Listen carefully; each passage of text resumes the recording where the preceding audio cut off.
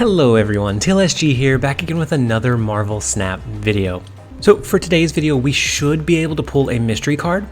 However, before we do that, I want to say thank you guys. With the last video, we were well above 1,600 subscribers, and that is just insane. I can only imagine what's going to happen when the game releases and how big this community and this channel is going to grow. And I thank you guys so warmly from the bottom of my heart. We were on that final push to 2,000 subscribers when it feels like 2 weeks ago when we were pressing for and aiming for our first 1,000. So a real quick plug before we begin. If you are watching this video and you've watched a few of them and you like the content, but you're not subscribed, maybe consider subscribing. It does help the channel grow and expand. All right, and with that being said, we have 5 collector's reserves to pull. So let's go ahead and pull our first one. See, oh, we get a cool little variant. I thought we got a card for a second, but that's a pretty cool variant. So if we ever get Mystique, our Patriot deck is going to be looking pretty good.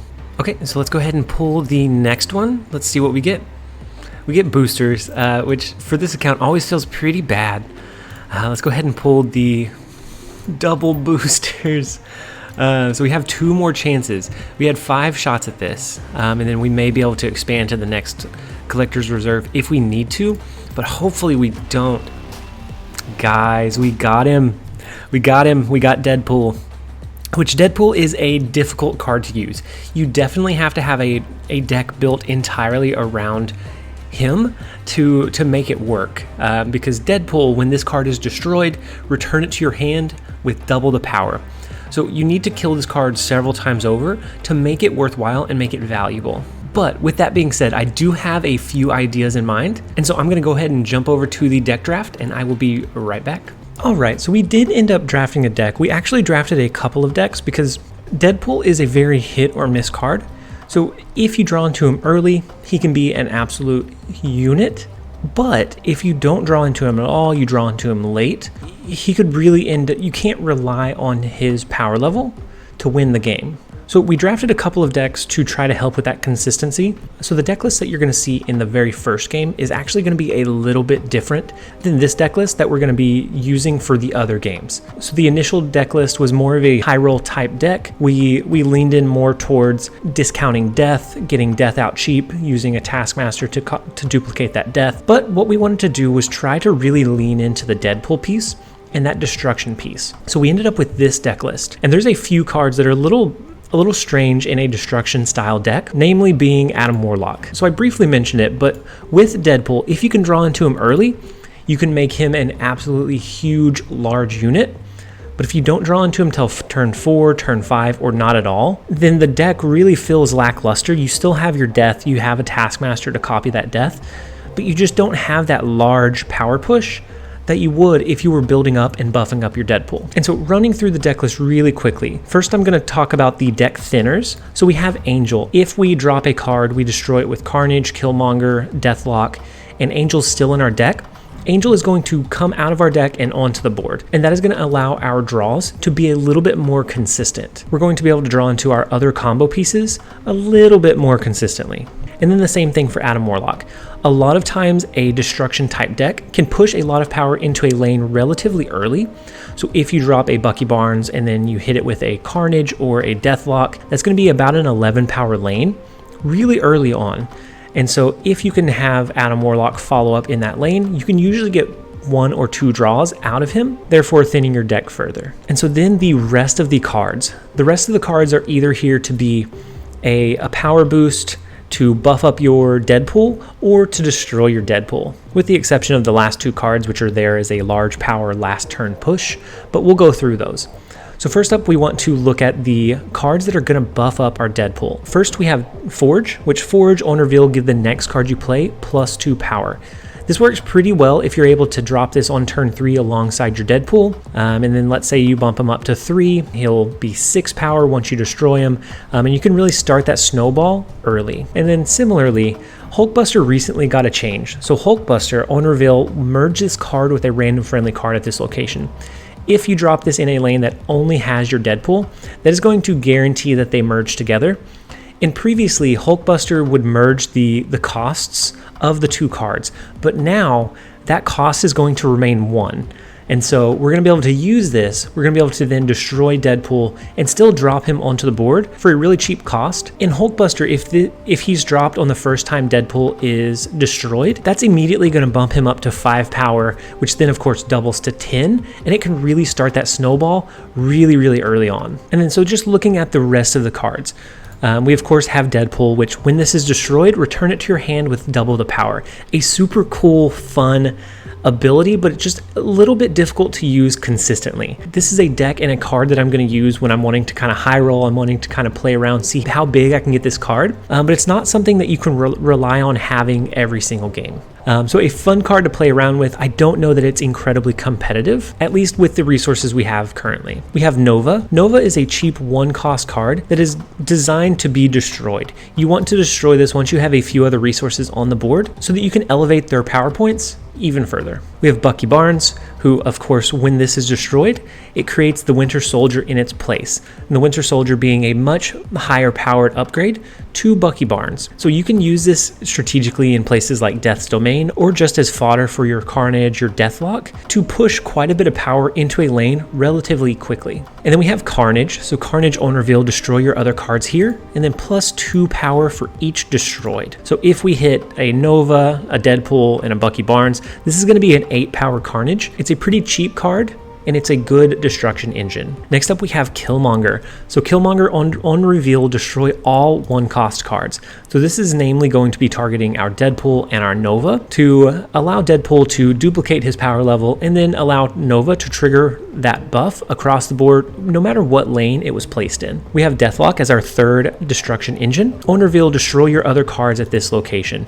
So Deathlock is going to serve as a way to duplicate our Deadpool's power 1 additional time. And then rounding out the deck list, we have Taskmaster. So Taskmaster is a personal favorite of mine in this deck list, in that on reveal, set this card's power equal to the power of the last card you played. So what we can do on the last turn is we can drop Deadpool and Taskmaster, and then Taskmaster is essentially going to be a duplicated version of Deadpool. And so while the enemy may just be thinking that they're going to be dealing with a 24 power Deadpool, we're going to sneak out 48 power instead onto the board. And then Death. With all of the destruction engines, with the Killmonger, with Carnage and Deathlock, Death will usually get relatively discounted so that we can play her around 4 or 5 cost, which is typically a good backup plan if you don't draw into your Deadpool, if you don't get him buffed up very much. You can drop your Death on turn 5, followed up on turn 6 with your Taskmaster.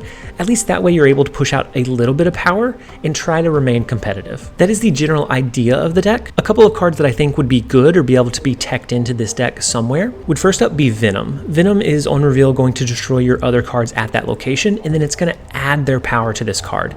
So when you're destroying your Deadpool, you could get a 16 power Venom, and then you still get the upside of destroying your Deadpool. It could kind of even out your power level across the lanes. The other card that I think could have some potential in this deck list would be Beast, which we haven't unlocked Beast quite yet, but Beast on reveal, return your other cards at this location to your hand, and they cost 1 less. So if we use this on a lane that has a Deadpool and a Carnage, or a Deadpool and a Killmonger, Deadpool is going to be reduced down to 0 cost for the rest of the game, so he's going to be a free drop. Killmonger will be reduced, Carnage would be reduced, so that you can re-trigger those destruction engines again. But that is the general idea of the deck. We are going to go ahead and jump into a few games. All right, for our first ever Deadpool game, we have Bow, and we start with Deadpool in our hand, which is just phenomenal.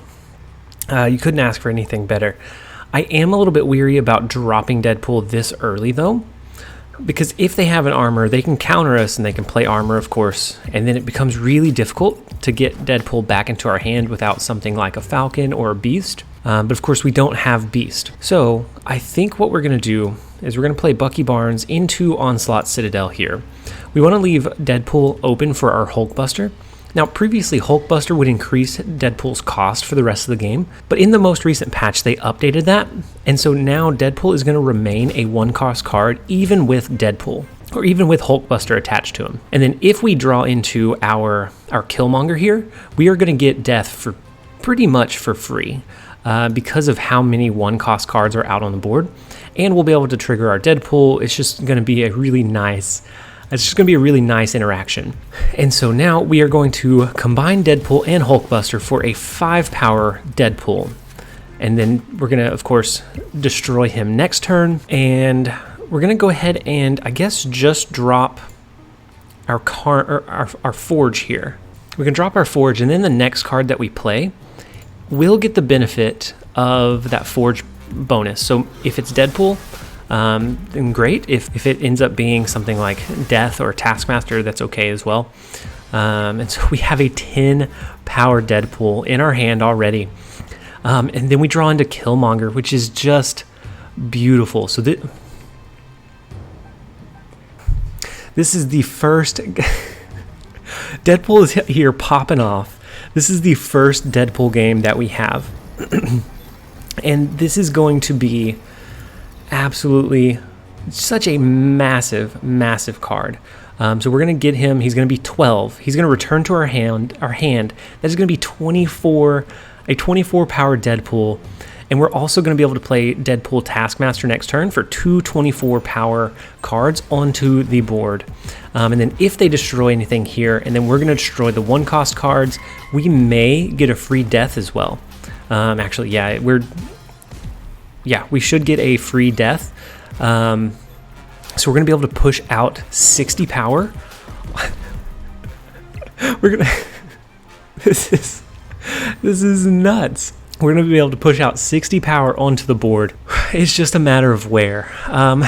And so they have initiation. So even if they had something like a Killmonger, it's not going to be able to target our Deadpool. So I think our first Deadpool, we drop into Savage Land. Our second, we drop into Onslaught Citadel. And then I think we leave Atlantis for now. Is 26 power here going to be enough? Because if they drop a 12 power card, it's going to be 23. And then if they drop something else there. So maybe we go with here as well. That way, in case they do double stack here, then it's okay. so much power coming into the board.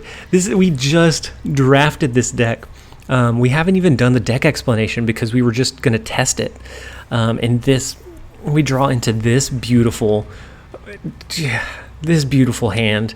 And then the fact that they are running a destruction deck or a death wave or a death deck of their own definitely helps us here.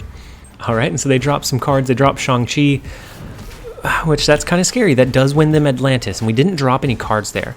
And they do drop the Death and Sabretooth here, but of course we have our Deadpool, and then followed by our Taskmaster to copy that 24 power Deadpool. And then we have Death as well. So even though they had a pretty decent play in the Shang-Chi here, it's so hard to beat a 60 power turn 6 where you flip second. Because then even if we had played cards here, the Shang-Chi wouldn't have hit our 24 power monsters. Just insane. That power output was... If they could all go like this, I would love this deck. Okay, so next up we have Doob. In our starting hands, we don't have a lot of great cards here. And we don't have our Deadpool.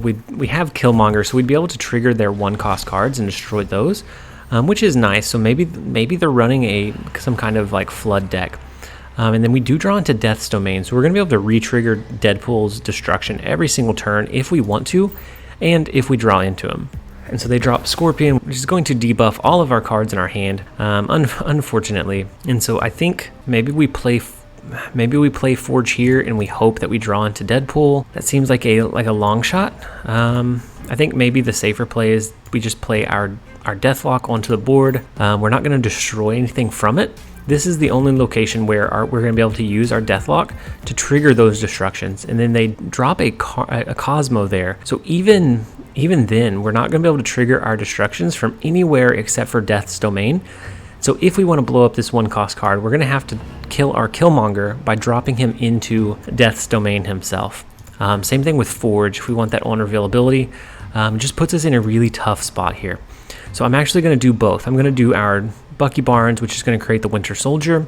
I'm then going to drop a Forge into Death's Domain as well. That way, whatever we play next will end up being +2 power wherever we end up playing it. And so the Cosmo with the Nowhere location is a really tough one. And so they drop Juggernaut, but of course it can't do anything. We create the Winter Soldier, we use our Forge, which is going to be destroyed. And then we kind of go from there. Our Death is still pretty pricey. And we have the Forge buff, but we don't have anything great to trigger him. So maybe I do something like this. This will destroy their Korg here. It will destroy our Nova. It's going to generate a 1 power token. We'll be able to do both death and that 1 power token next turn. Not great, not ideal by any means. And so then they use Leech, which is going to make our death unusable. Wow, what a very fortunate Leech card there. It makes our death unusable because it's no longer going to be discounted by each card that was dropped this game. So very, very unfortunate there. And so now we can either, I think we try to compete for Washington, D.C. Demon is going to get a +3 power bonus here. So it's going to be a 9-13 power push into Washington, D.C. So unless they can push power into Death's Domain, I think we have a really good shot here. But of course, they may be able to push some power. They may have something like a White Tiger or an Armor or Leader even. Oh boy. And so fortunately, their leader copies our cards. We were already tied for this lane. And so since we were already tied, the cards that it copies remains a tie. We win Death's Domain by a margin of 7. They win Nowhere by 3, so we end up winning. So had they played Leader here, oh, never mind, they couldn't. So the only place they could have played Leader where it would trigger that unrevealability would be in Death's Domain. And so maybe they were hoping that we played our cards into Nowhere to try and swing that location, at which point they would hold that lead. But very, very close game. Deadpool is nowhere to be found. He is AWOL. So next up we have just one. In our starting hand, we do have Deadpool, which is one of the biggest inconsistencies with this deck, is needing to have Deadpool in your starting hand to get him pretty large by the end of the game. And so I am a little bit torn. I think we wait 1 turn. That way we can get the Forge buff, because that first destruction is not going to do a whole lot if we just kill him as a 1-cost card. And so we're going to hold it. We're going to just drop Forge this turn. And then next turn we'll do Deadpool followed by Carnage. That way the first time we flip Deadpool, he becomes a 6 power card instead of just becoming 2, and then it just needs a lot more work to make it functional. And then we draw into Hulkbuster, which is phenomenal here. We're going to be able to buff up our Deadpool. We're going to kill him off. We're going to go ahead and use our Destruction Engine in Carnage, and then we're going to be able to play both Deadpool and Hulkbuster next turn, followed by a turn 5 Deathlock, which is going to then destroy Deadpool and make him double once again. So it's going to be probably, I think it's a 20 power Deadpool. Just a very, very nice high power Deadpool that we're going to be seeing here. So they drop a wave, which is kind of unfortunate. That's very unfortunate actually, because we're pulling our Deadpool in here, and we want to drop multiple cards in a turn. And so instead of doing that, I think what we're going to do, I don't know. Part of me wants to go ahead and drop our Deadpool, but then again, dropping Death here is going to be very, very nice as well. And I think we actually drop Death into the big house. That way we can compete here. So 4, 5, and 6 cards can't be played here, but since Death is technically a 9-cost card, we are able to play Death into the big house, which feels wrong, but I think that's what we're going to do since they did drop a wave. They're not going to be able to do an Odin to re-trigger the wave here, so we know that they're not going to. Ooh, that's not good. So they have Onslaught. So that typically means when they play Onslaught first, that typically means they have the Exodia combo, where they're going to drop Onslaught. This turn, I would anticipate a Wong, or drop a Magic maybe here to extend the game, and then turn 6, drop a Wong and a Mystique, or drop a Wong and then a Magic and then a Mystique and then a Gambit.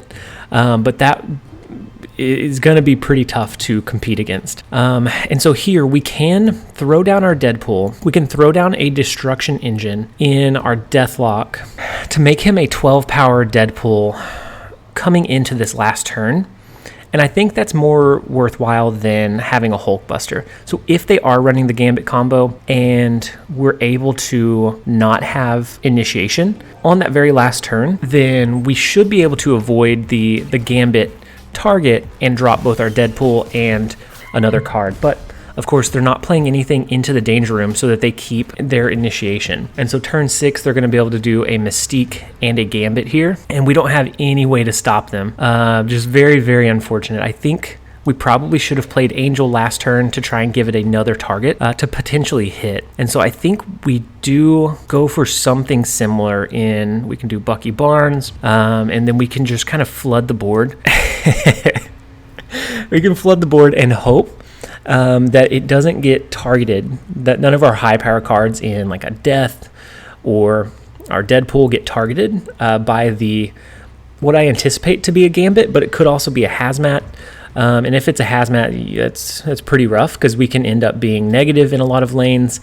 Just this combo is really, really tough to compete against if you can't pull those cards out. And so this is going to be a Mystique to copy the Wong. And so our Winter Soldier came out from Bucky Barnes. So Mystique to copy the Wong. And then this last card, is it a Gambit? If so, that's going to be like it's an Ironheart. And so how many, is that going to trigger, what, 16 times? It's something ridiculous. Can we keep getting the up roll?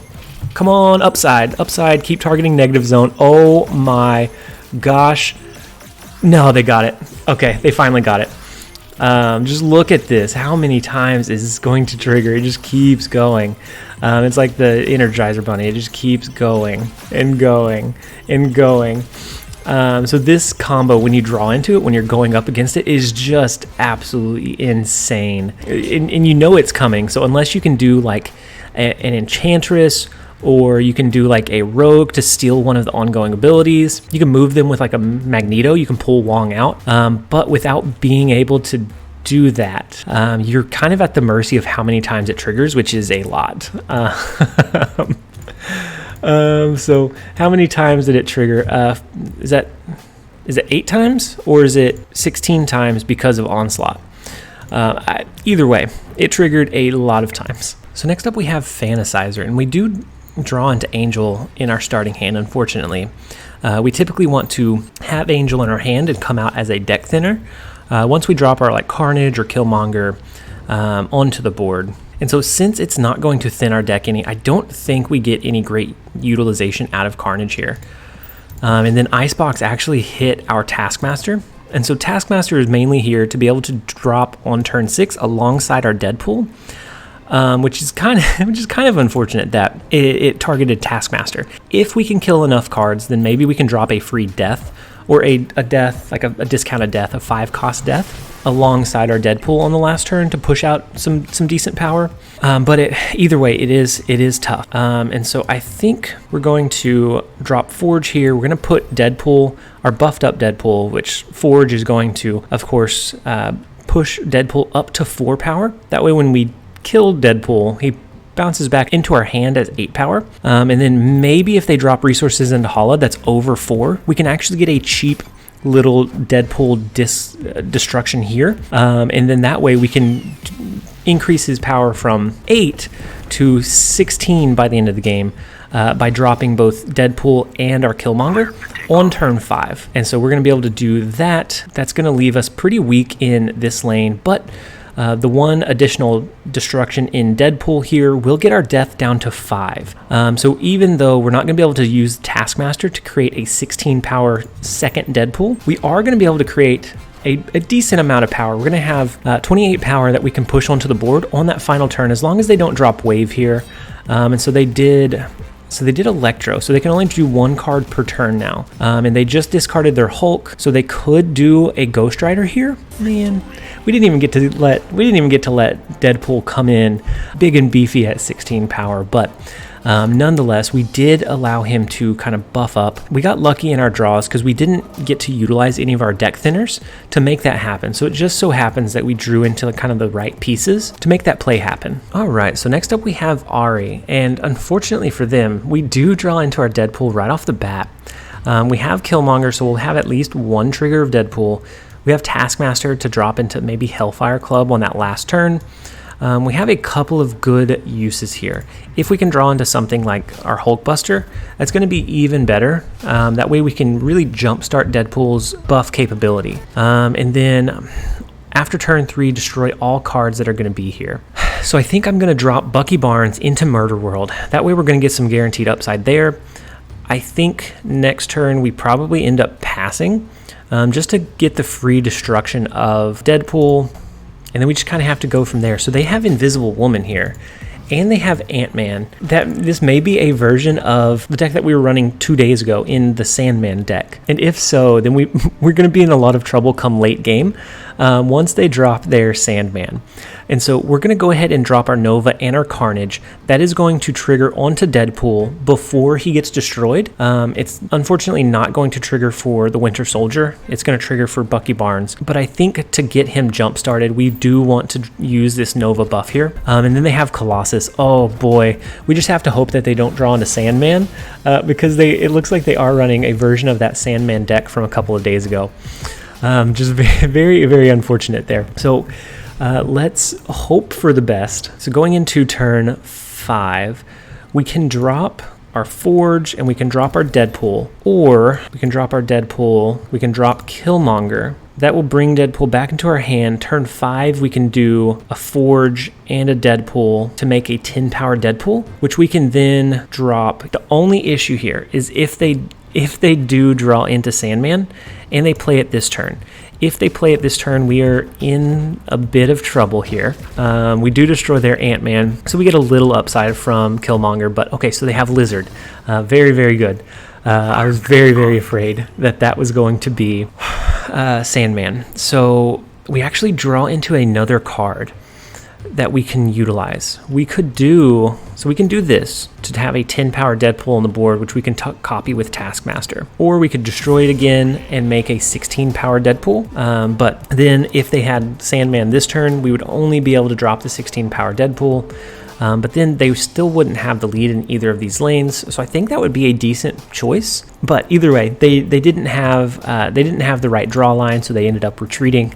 But we finally, this last game, I am telling you guys, this deck is not the most consistent. When it works very, very well.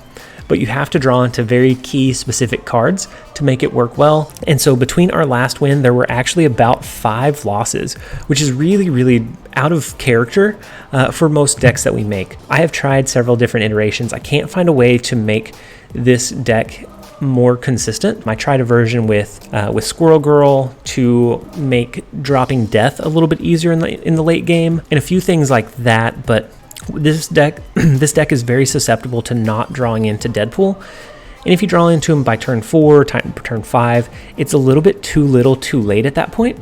And so then it becomes really, really difficult to get the upside and to utilize him well.